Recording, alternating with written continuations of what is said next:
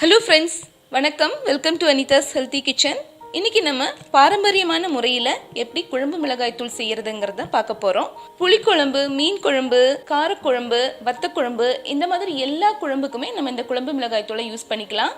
இந்த குழம்பு மிளகாய் தூள் கொஞ்சம் சேர்த்தாலே போதும், நம்ம குழம்பு வாசனையாகவும் சுவையாகவும் இருக்கும்.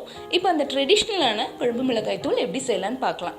இந்த மாதிரி ஹெல்த்தியான ரெசிபீஸை தொடர்ந்து பார்க்கணும்னு நினச்சிங்கன்னா கண்டிப்பாக சேனலை சப்ஸ்கிரைப் பண்ணிட்டு பாருங்கள். அதோட கூடவே இருக்கிற பெல் ஐக்கனையும் அழுத்துங்க. அப்போ தான் நான் போடுற வீடியோஸோட நோட்டிஃபிகேஷன் உங்களுக்கு கிடைச்சிட்ருக்கும். சரி, இப்போ வாங்க ஸ்டார்ட் பண்ணலாம். குழம்பு மிளகாய் தூள் செய்யறதுக்கு ஃபர்ஸ்ட் நான் 200 கிராம் மல்லி எடுத்திருக்கேன். இந்த 200 கிராம் மல்லியை நம்ம கடாயில் நல்ல கனமான கடாயாக இருக்கணும், அப்போ தான் நல்லா ட்ரை ரோஸ்ட் பண்ண முடியும். நல்லா வறுத்தெடுத்துக்கலாம்.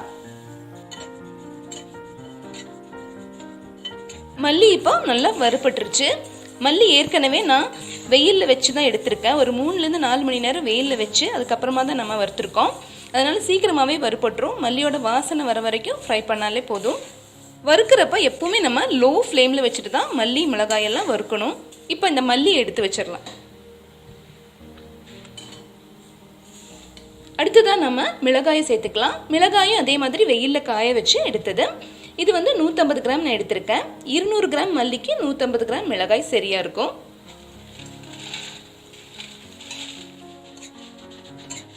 மிளகாய் இந்த அளவுக்கு ஃப்ரை ஆனா போதும்.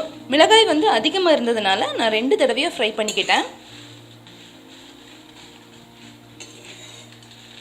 இப்போ இதை எடுத்து வச்சிடலாம்.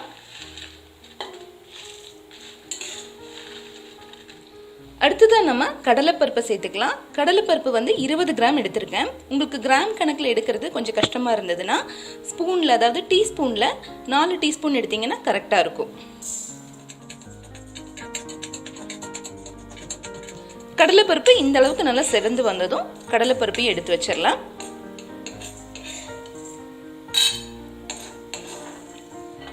அடுத்ததாக துவரம்பருப்பு.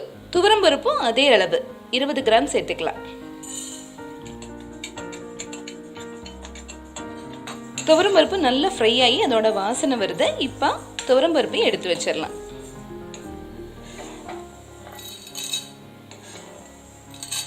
அடுத்ததான் அரிசி. அரிசி பச்சரிசியும் எடுத்துக்கலாம், புழுங்கல் அரிசி எடுத்துக்கலாம். நான் பச்சரிசி எடுத்திருக்கேன். அதுவும் 20 கிராம். அரிசி இந்த மாதிரி நல்லா வறுபட்டதும் அரிசி எடுத்து வச்சிடலாம்.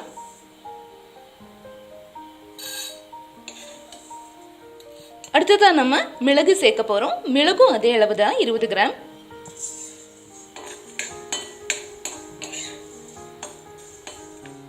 மிளகு ஃப்ரை ஆயிட்டு இருக்கும் போதே அது கூடவே 20 கிராம் சீரகத்தையும் சேர்த்துக்கலாம்.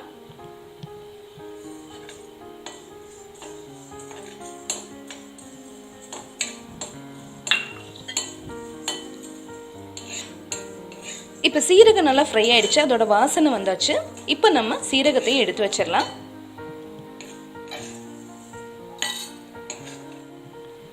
அடுத்ததா நம்ம வெந்தயத்தை சேர்க்க போறோம். வெந்தயம் 10 கிராம், அதாவது 2 டீஸ்பூன் சேர்த்தா போதும்.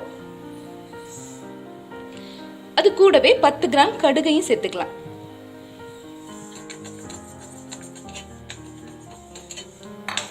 கடுகு வெந்தயம் நல்லா வெடிச்சு வர்றப்ப நம்ம கடுகு வெந்தயத்தையும் எடுத்து வச்சிடலாம். கடைசியா ஒரு கைப்பிடி அளவு கறிவேப்பிலையை சேர்த்துக்கலாம். கருவேப்பிலை நல்லா ஃப்ரெஷ்ஷாக இருக்கணும், ஆனால் அதில் மாய்ஸ்சர் இருக்கக்கூடாது. கருவேப்பிலையும் நல்லா ஃப்ரை ஆகிடுச்சு. இந்த மாதிரி, அதாவது கையில் தொட்டு பார்த்தீங்கன்னா இப்படியே கையாலே எப்படி பொடியாகணும், அந்த அளவுக்கு ட்ரை ஃப்ரை ஆயிடணும். இப்போ இதையும் எடுத்து வச்சிடலாம்.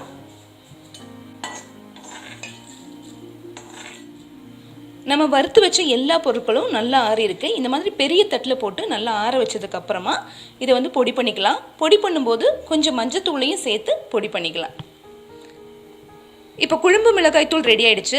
இதை நான் கொஞ்சம் கொஞ்சமாக மிக்சியில் தான் நல்லா பொடிச்செடுத்தேன். பாருங்க, கலரே நல்லா இருக்கு.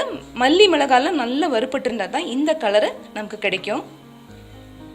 இது மாய்ஸ்சர் இல்லாத ஒரு ஏர்டைட் கண்டெய்னரில் நீங்கள் ஸ்டோர் பண்ணி வச்சிங்கன்னா ஒரு சின்ன ஃபேமிலிக்கு 3 மாதம் வரைக்கும் இதை யூஸ் பண்ணிக்கலாம்.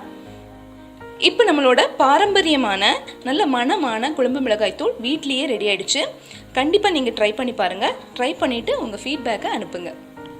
இந்த ரெசிபி உங்களுக்கு ரொம்ப பிடிச்சிருந்ததுன்னா கண்டிப்பாக வீட்டில் ட்ரை பண்ணி பாருங்கள். அதோட லைக் பண்ணுங்கள், ஷேர் பண்ணுங்கள், சப்ஸ்கிரைப் பண்ணுங்கள்.